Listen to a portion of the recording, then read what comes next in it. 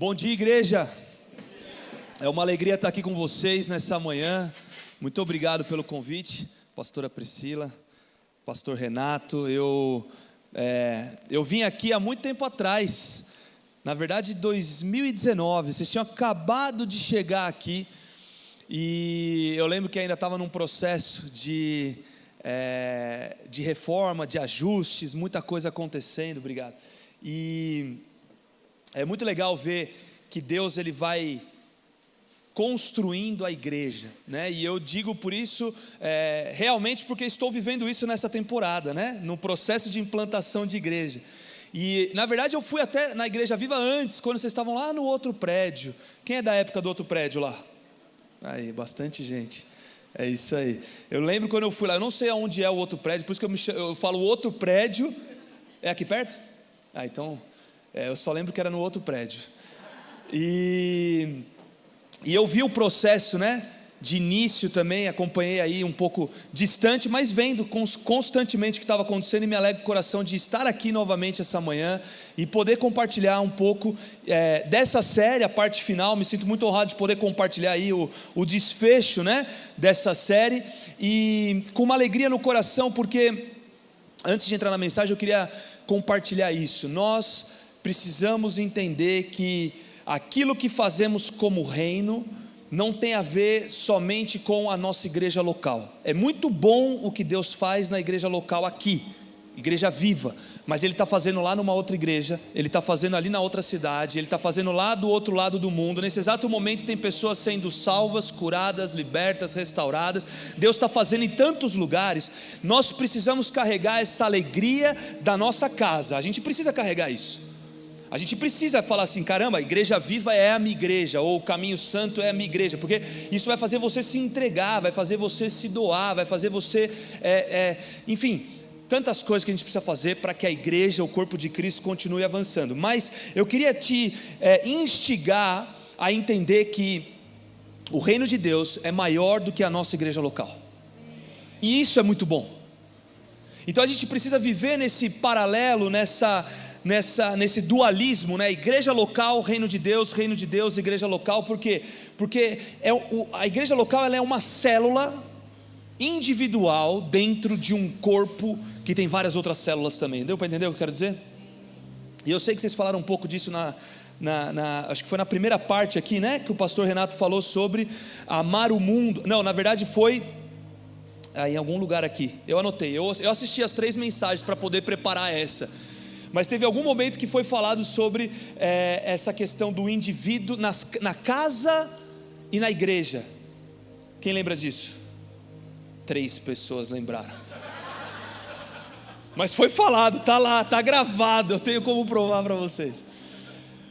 Foi falado sobre ser na casa e na igreja, né? Se eu não me engano foi na primeira parte, o pastor Renato, né? Ele falou sobre isso. Foi a Marcela. Bom, foi, tá lá, eu tenho certeza.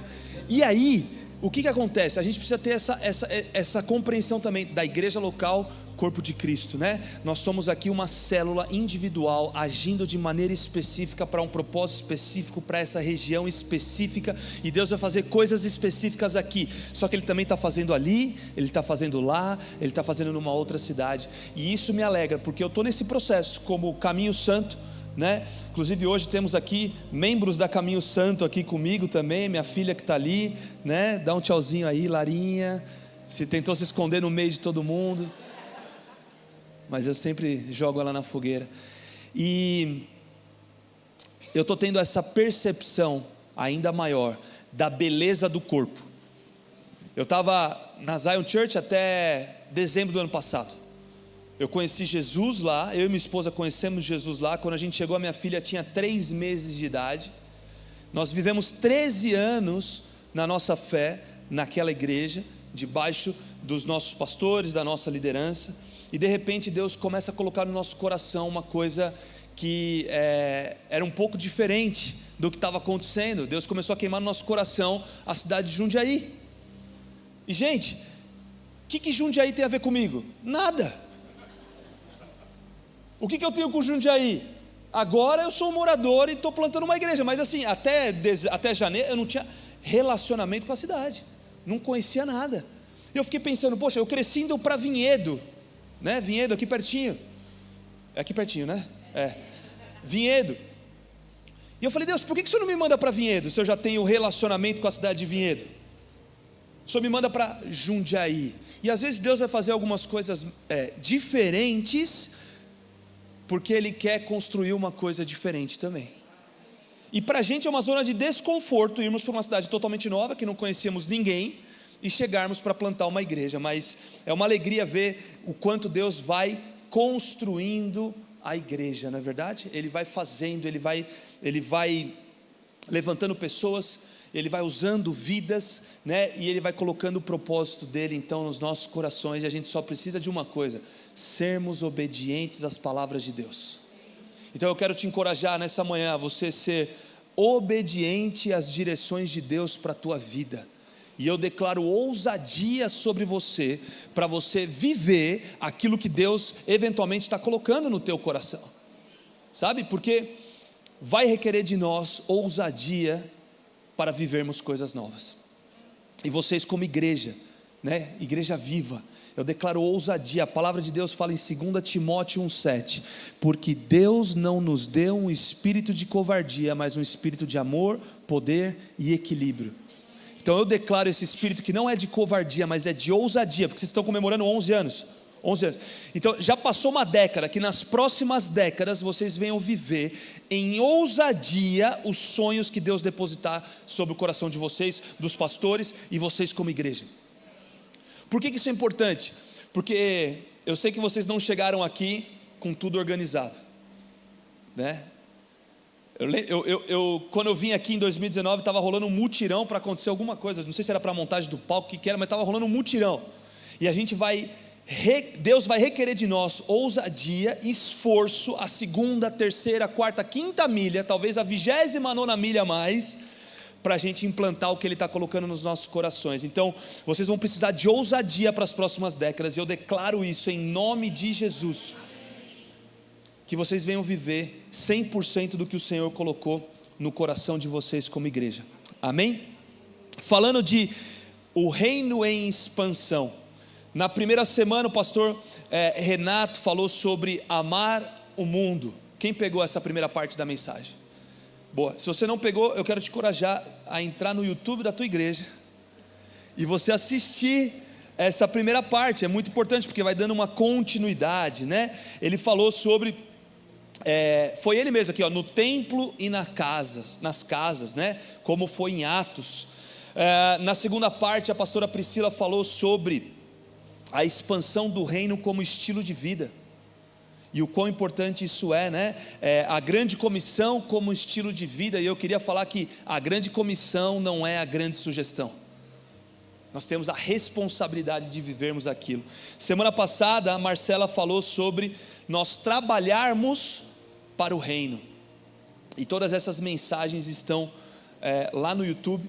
E hoje eu quero falar, aliás, a Marcela falou sobre a colheita, né? A colheita é grande, mas os trabalhadores são poucos. Deixa eu te falar uma coisa: sal dentro do saleiro não serve para nada a não ser ficar lá estocado. Nós somos o sal da terra, nós precisamos sair do saleiro como igreja, a gente precisa ir para fora das 4 paredes da igreja para salgar o mundo. Você entende o que eu estou falando? Para temperar a sociedade, que seja assim sobre as nossas vidas, não só na igreja, mas fora da igreja também. E hoje eu quero falar sobre nós sermos embaixadores do reino. É isso que eu quero compartilhar com vocês. E eu queria fazer uma oração antes de entrar aqui na mensagem. Obrigado, Senhor, por essa manhã. Obrigado pelo que o Senhor está construindo nos corações ao longo dessa série, por tudo que o Senhor está falando com cada um aqui, falando para a igreja.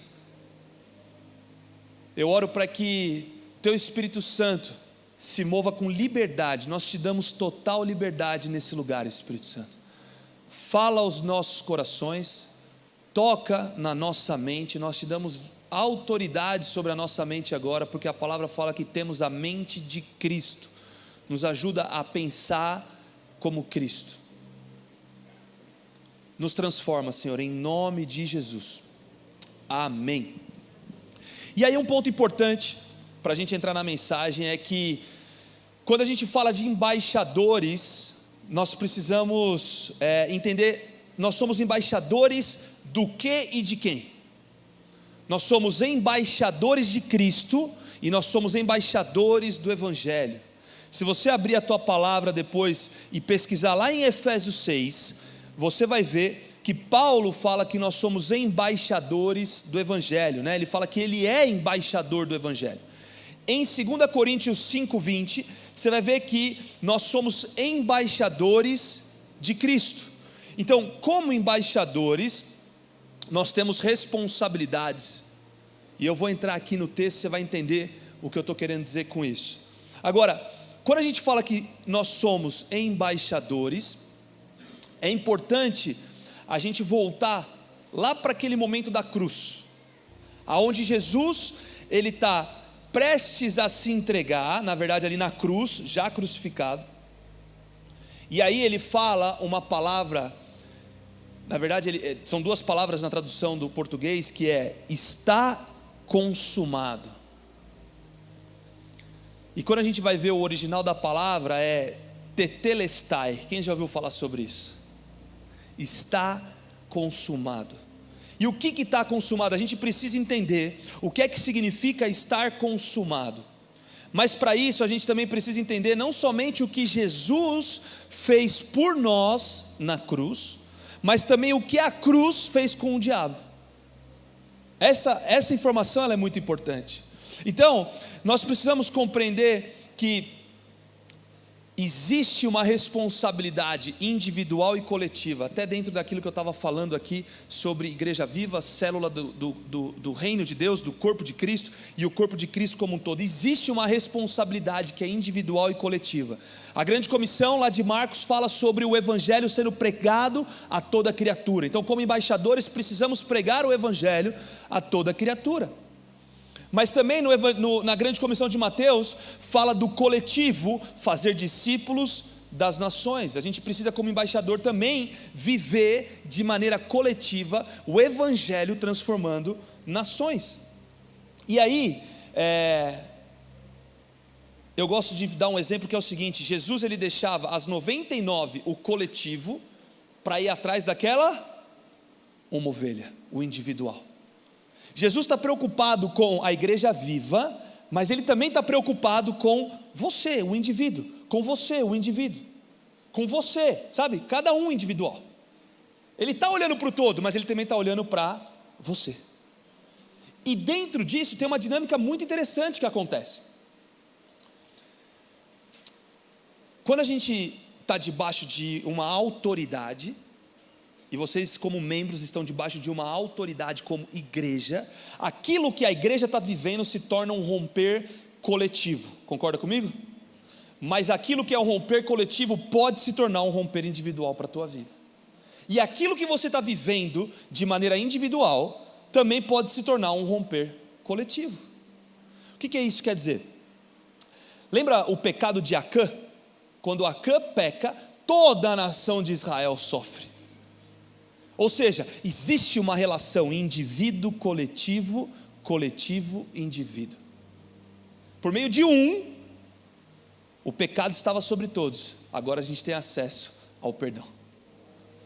Entrou o pecado por Adão, pecou e todos agora nascemos dessa natureza pecaminosa, mas também por meio de agora todos podem ser restaurados. Enfim, existe essa questão, e eu vou dar um exemplo bem prático. Por exemplo, se a igreja de vocês está vivendo um tempo de expansão, não é só para a igreja de vocês, é para você como indivíduo, em todas as áreas da tua vida.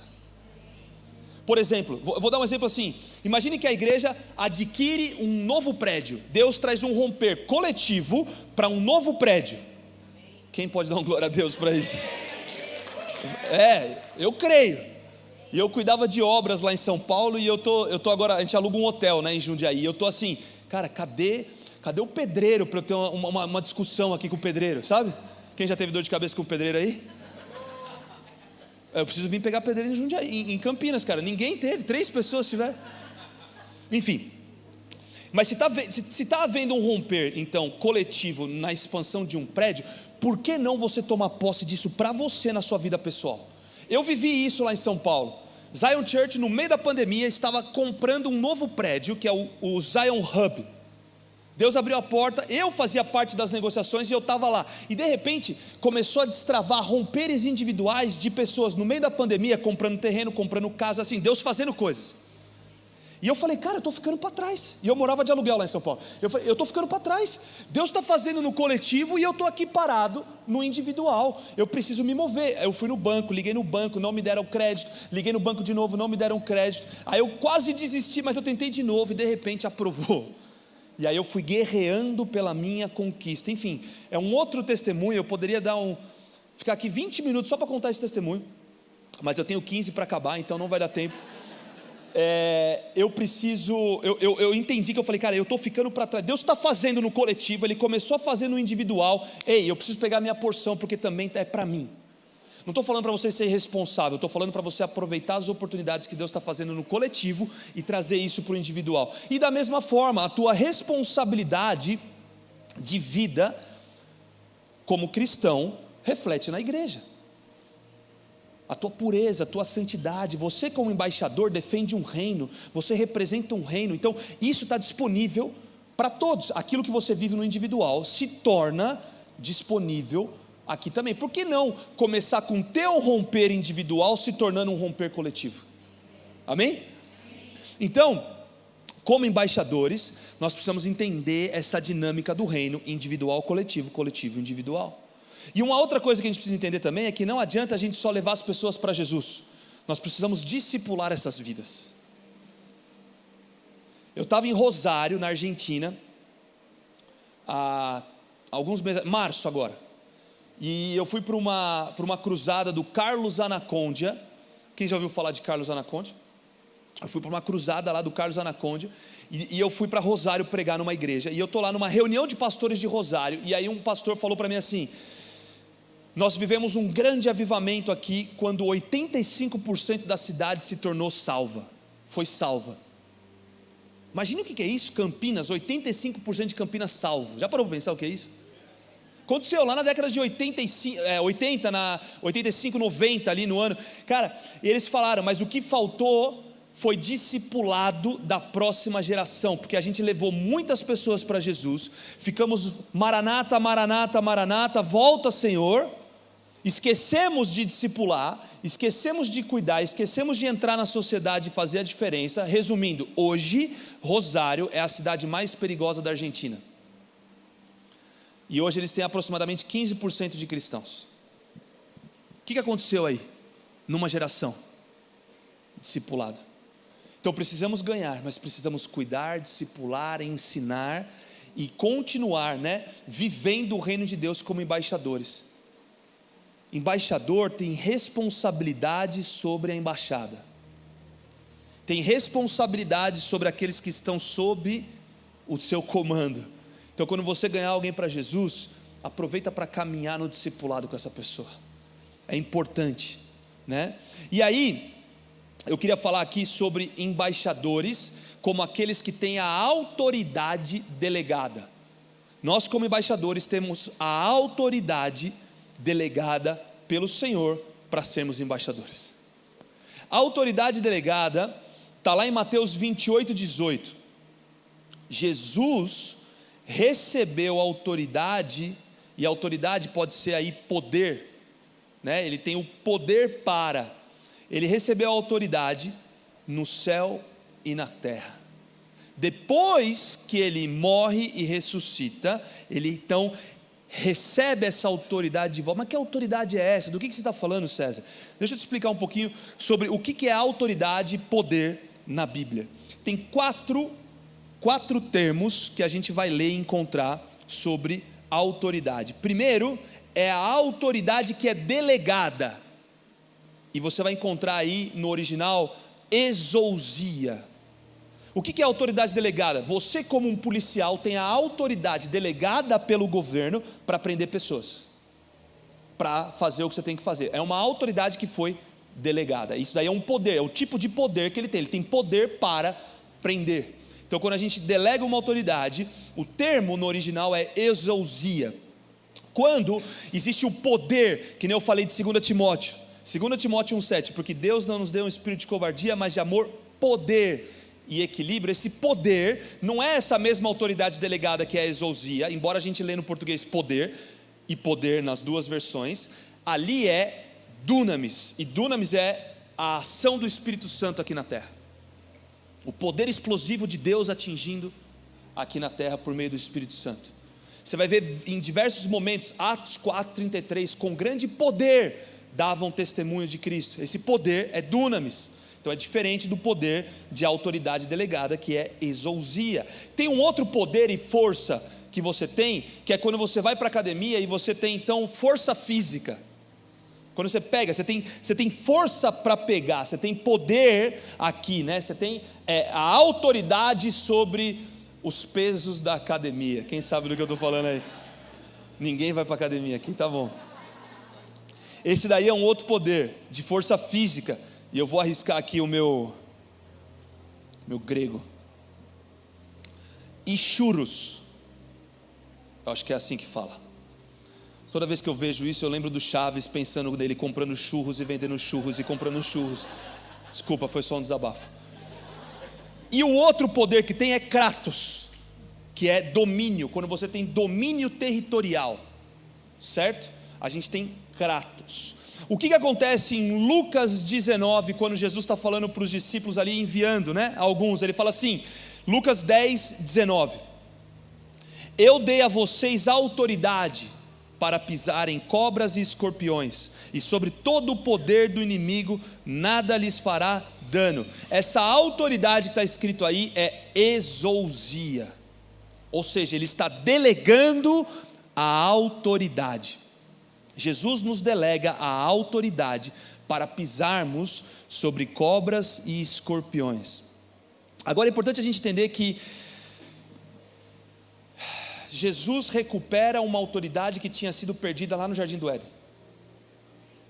Quando o diabo chega para Jesus e na tentação ali no deserto, ele fala assim, eu vou te dar todos esses reinos. Espera aí, você não pode dar uma coisa que você não tem, concorda comigo? Eu não posso te dar R$1 milhão hoje, embora eu gostaria muito de poder fazer isso, mas eu não tenho R$1 milhão para te dar. Agora, o diabo está falando assim para ele, ei, se você prostrado me adorar, eu vou te dar todos os reinos aqui da terra. O que é isso? Ele recebeu a autoridade que foi perdida por Adão no Jardim do Éden. A exousia, a autoridade delegada que foi perdida, o diabo pegou e ele está oferecendo para Jesus, mas é lá na cruz que tetelestai, está consumada, a autoridade é retomada. Você entende o que eu estou falando? E aí então, o diabo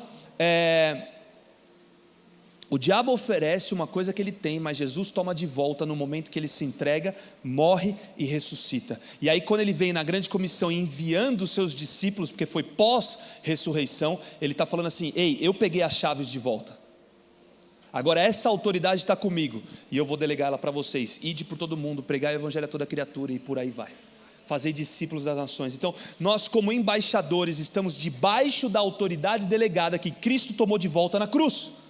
Precisamos conhecer essa verdade, precisamos viver nessa verdade. Olha o que Lucas 19:10 fala assim, Lucas 19:10, porque o Filho do Homem veio buscar e salvar o que se havia perdido.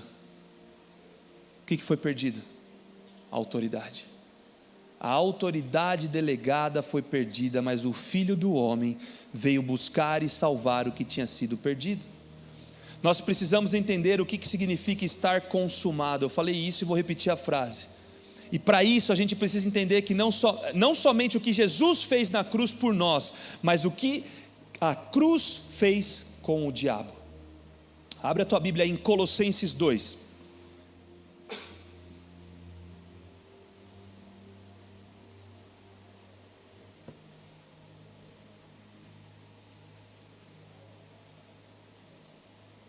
Colossenses 2, versículos 13 a 15.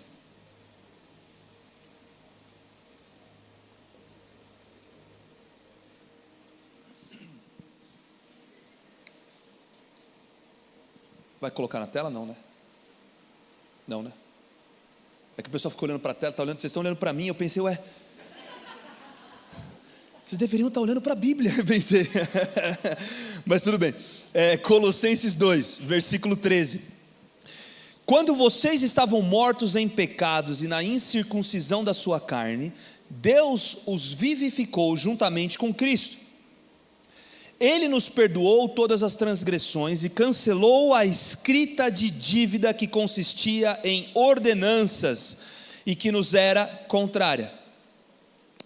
Ele a removeu pregando-a na cruz. E tendo despojado os poderes e as autoridades, essa autoridade aí também no original é exousia. Então, tendo despojado os poderes e a exousia, que tinha sido então delegada, né, obviamente aos poderes das trevas, a Satanás, fez deles um espetáculo público, triunfando sobre eles na cruz. Glória a Deus por isso. Então, duas coisas que a gente vê aqui desse versículo para resumir aquela frase que eu falei para você. É importante a gente saber o que Jesus fez na cruz por nós, mas o que a cruz fez com o diabo. Então, a primeira parte aqui que a gente leu ele pega a escrita de dívida que estava contra nós, pregou na cruz por meio do perdão que foi então entregue a nós, e isso foi no âmbito do que Jesus fez por nós. Deu para entender aqui? Agora, o que ele fez, o que a cruz fez com o diabo? Ele recuperou a exousia, a autoridade que tinha sido entregue para Satanás, agora ele traz de volta, e isso é no âmbito do que a cruz fez com o diabo, ele pegou a autoridade de volta.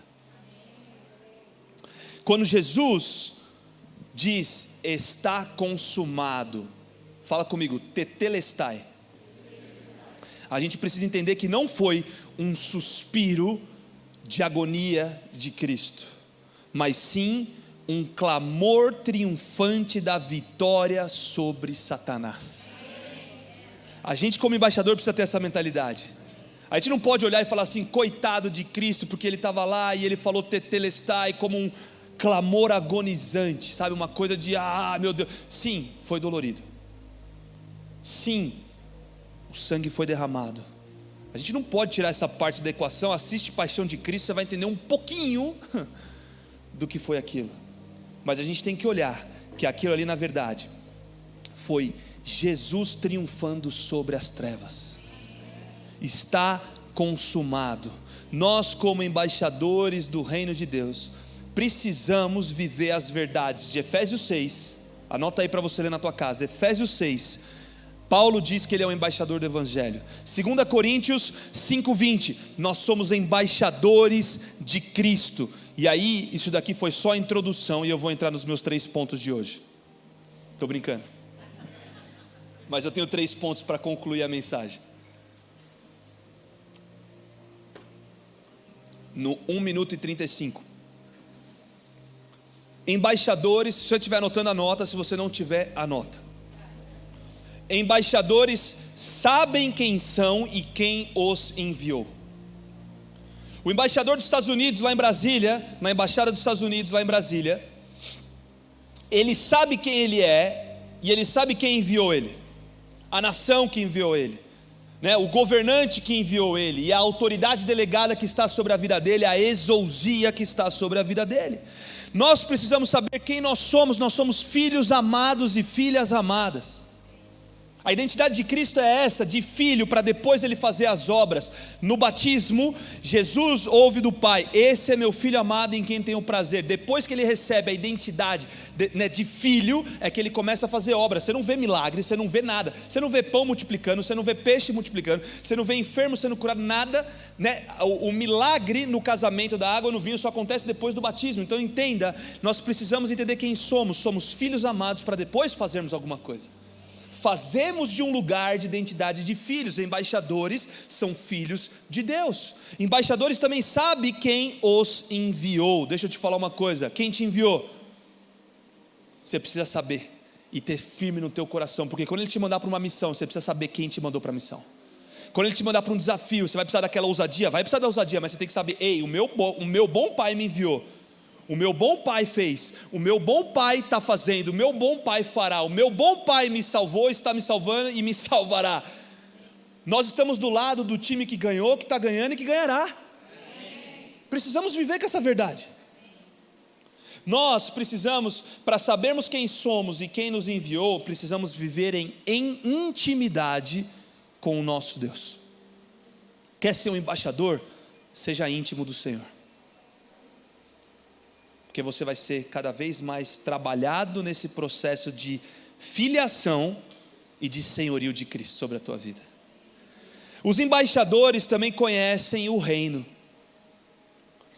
Então, eles sabem, o segundo ponto é, eles sabem que o lugar que eles estão pertence ao reino que os enviou. Vamos traduzir isso. A embaixada dos Estados Unidos em Brasília é território brasileiro ou americano? Americano. As leis que regem lá dentro, quem manda dentro da embaixada? É o exército brasileiro que vai entrar e falar assim, ei, vocês estão aqui no meu território? Ou é os Estados Unidos que vai falar assim, aqui é território norte-americano, quem manda aqui sou eu, aqui dentro a regra é assim. Deixa eu te explicar, a embaixada dos Estados Unidos lá em Brasília, quem manda é os Estados Unidos. A embaixada é território norte-americano nessa nação. Agora vamos traduzir isso para nós como embaixadores de Cristo? Nós como embaixadores de Cristo, quando chegamos em algum lugar, precisamos falar, ei, aqui é uma embaixada do reino de Deus, porque um representante do reino está aqui, e eu declaro então que aonde existe enfermidade, cura vai ser liberada. Aonde existe falta de recurso, provisão vai ser liberada. Aonde existe guerra, eu vou levar a paz, porque a gente está defendendo as prioridades do nosso reino. Você consegue entender o que eu estou falando? E a gente precisa viver com essa autoridade que foi delegada, a exousia de Cristo sobre as nossas vidas, porque quando Ele fala que Ele está então nos enviando, Ele nos envia com autoridade, e quando Ele fala de autoridade, Ele está falando assim, o que eu tenho eu te dou, toma as chaves, que eu já paguei o preço, toma, vai, começa a abrir as portas, começa a libertar os cativos, começa a pregar o evangelho, começa a curar os enfermos, começa a fazer obras maiores, para pensar, olha que coisa linda, vocês vão fazer obras maiores, é o que a palavra fala sobre a gente. Já parou para pensar o que são obras maiores? Eu fico lembrando de Jesus cuspindo no chão, fazendo barro. Quando foi a última vez que você tentou cuspir no chão? Ou, entenda bem o que eu quero dizer, tá? Sabe, tipo, essa coisa dentro de você do tipo obras maiores. Não pela grandeza da obra, mas porque vidas precisam ser salvas, curadas, libertas, restauradas, reconciliadas ao Pai. Sabe, a gente precisa viver com isso dentro da gente. Quando que foi a última vez que você parou num posto de gasolina, olhou para o frentista e falou assim, deixa eu te entregar uma palavra de Deus para esse cara? Quando foi a última vez que você foi num restaurante, a pessoa te serviu e você falou, deixa eu entregar uma palavra de Deus aqui para essa pessoa? Quando foi a última vez que você estava no pedágio, eu te falo agora o meu testemunho, eu estava no pedágio voltando esses dias de uma ministração em Sumaré, aqui pertinho, né? E eu estava na estrada com 2 jovens, e eu estava conversando com eles e falei, cara, por que vocês não oraram pelo garçom que atendeu a gente? E eles, pô pastor, nem pensei. Falei, pois é, eu perguntei o nome do cara, eu fui dando a deixa, sabe quando você vai dando a corda assim? E aí os meninos que estavam comigo nem só queria comer a picanha, e eu falei, cara, vocês não estão vindo comigo para ficar comendo carne, a gente está vindo para pregar o evangelho. Então assim, cara, se você só vai pregar o evangelho quando você pegar o microfone e subir no púlpito, você não merece o púlpito, você precisa entender que você precisa viver o evangelho. E aí eu comecei a conversar com os meninos e tal, não sei o que lá, e eles, pô pastor, vacilei, não sei o que lá, e eu estava chegando no pedágio, e eu tenho sem parar no meu carro, aí eu tive a brilhante ideia de falar assim, então tá bom, vamos colocar em prática esse negócio, eu vou entrar aqui pela fila, alguém tem dinheiro aí para pagar esse negócio, porque hoje em dia é difícil ter dinheiro, né? Alguém tem dinheiro para pagar esse pedágio, porque eu vou entrar na fila do pedágio, vocês vão orar pelo cara do pedágio. Imagina, olha que loucura. Eu podia muito bem passar pelo sem parar, chegar 5 minutos mais cedo em casa, mas eu fiz questão de parar o carro, e aí eu parei, e o nome do cara, Gabriel, falei, meu amigo, pô, puxa o negócio do anjo, sei lá, faz alguma coisa. Gente, pega o nome das pessoas, você vai ver, é muito legal brincar com os nomes, sabe? Outro dia eu fui num restaurante, e aí tinha um garçom chamava Israel, e aí eu estava com uma pessoa, o Tom Sampaio. Quem já ouviu falar de Tom Sampaio? Ninguém, tá bom. Tom Sampaio é um evangelista da Jocum, cara, ele é muito doido, é um senhorzinho, e ele fica gritando, uhul, ninguém nunca ouviu falar de Tom Sampaio? Tá bom, ninguém. Depois procura no YouTube. E eu fui jantar com ele, e ele virou pro garçom e falou assim: qual que é o seu nome? Ele falou Israel. Na hora ele já lançou: você tá Jacó ou tá Israel? Na lata. E o cara responde: eu tô Jacó. Já entendeu? Crente desviado, começou a evangelizar, Resumindo, comemos uma costela no Outback, mas também trouxemos uma vida de volta para o reino. E é muito legal viver isso, e eu quero te encorajar a viver isso. E aí eu parei no pedágio, deixa eu voltar para a história. Parei no pedágio, baixei o vidro e eu parei para frente, porque eu falei para o menino de trás: você vai entregar uma palavra para esse cara. E ele começou a entregar uma palavra para ele, o cara agradeceu, orou por ele e tal, não sei o que lá. Era meia-noite, não tinha ninguém no pedágio, só a gente. Ele ficou orando lá, entregando a palavra, e foi embora. E depois ele virou para mim e falou assim: pastor, muito obrigado por me jogar na fogueira. E deixa eu te falar, às vezes a gente está vivendo uma vida muito acomodada. Como embaixador a gente tem que se jogar na fogueira, sabe? A gente tem que começar a cultivar, a cavar coisa do tipo: cara, entrega uma palavra aí, cara, ora, você não tem nada, você não está carregando alguma coisa. Qual foi o último versículo que queimou no teu coração? Entrega. Mas não veio um anjo do céu para falar comigo. Você como embaixador já carrega as verdades do reino dentro de você. Entrega as verdades do reino por onde você passa. Deixa o reino fluir através de você, porque você sabe que onde você está, ali é reino de Deus. Amém? Terceiro ponto para concluir: os embaixadores defendem as prioridades do reino que os enviou. Nós precisamos defender a prioridade do nosso Pai. Nós precisamos começar a pensar como Ele. Nós precisamos começar a agir como Ele. E no meio de uma sociedade corrida, agitada, de compromissos que a gente tem, trabalho, família, férias, viagem, tem muita coisa para fazer, concordo. Mas a gente não pode perder de vista o nosso Senhor e as prioridades do reino. Sabe, quando a gente perde a prioridade do reino, a gente perde também a autoridade delegada de embaixador a nós. E a palavra fala sobre conhecer a verdade vai nos libertar. Nós precisamos levar a verdade para as pessoas, para levar a libertação para as pessoas. Eu vou concluir com esse testemunho. A minha mãe, ela já faleceu, perdi minha mãe no Covid em 2021. Infelizmente foi um número na estatística que talvez você também tenha perdido aí algum parente, algum amigo. E eu sinto muito por isso. Mas a minha mãe em 2019 ou 2020, 2018 talvez, sei lá, um tempo atrás. Meu pai faleceu em 2018, então acho que foi 2017. Enfim, a minha mãe ficou de refém dentro de casa por 4 dias, porque ela recebeu uma ligação falando que tinham me sequestrado. E ela não pegou e foi verificar a verdade da informação que ela recebeu. Ela simplesmente acreditou na ligação. E ela foi ficando de refém por 4 dias, e eu vivendo a minha vida, trabalhando na igreja, fazendo minhas coisas, viajando, cuidando da minha família, minha vida acontecendo, mas a minha mãe estava presa numa mentira. Ela teve que ir no banco, sacou dinheiro, fez transferência, foi na loja comprar joia, uma série de coisas por 4 dias, ela sendo refém dentro de casa, só que por telefone. A pessoa ligou e falou que estava comigo de refém, e de repente naquele processo todo, ela simplesmente acreditou na verdade, ela acreditou na mentira, mas quando a verdade apareceu, a libertação chegou. 4 dias depois da gente não conseguir contato com a minha mãe, eu decidi ir na casa dela. Obviamente quando eu cheguei, eu procurei a polícia, né? Coisas de Deus, ele colocou uma viatura na rua debaixo da minha mãe, quando eu estou chegando na casa da minha mãe. Parei a viatura, contei o que estava acontecendo, e aí fomos com a polícia, e de repente a libertação aconteceu quando a verdade chegou. Dava para ver no rosto dela, quando ela me viu, ela falou: meu filho não está sequestrado? Nossa, meu Deus, eu estava vivendo uma mentira. O diabo faz isso com a gente muitas vezes. Nós acreditamos nas mentiras do diabo, mas Jesus vem para nos libertar. Às vezes você acha que você não tem autoridade, mas a Bíblia está falando que a autoridade foi delegada. Assume esse papel de embaixador do reino de Deus.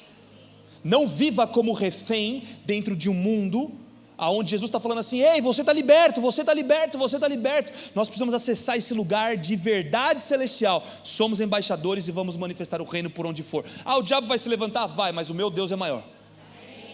1/3 dos anjos caíram? Sim, mas 2/3 estão com a gente. Sabe, a gente precisa começar a viver as verdades de Deus nas nossas vidas. E eu queria te encorajar a ser um embaixador por onde você for. Viver as verdades, viver esse lugar de identidade, e viver o reino de Deus, manifestar o reino de Deus, deixe o Espírito Santo fluir através de você.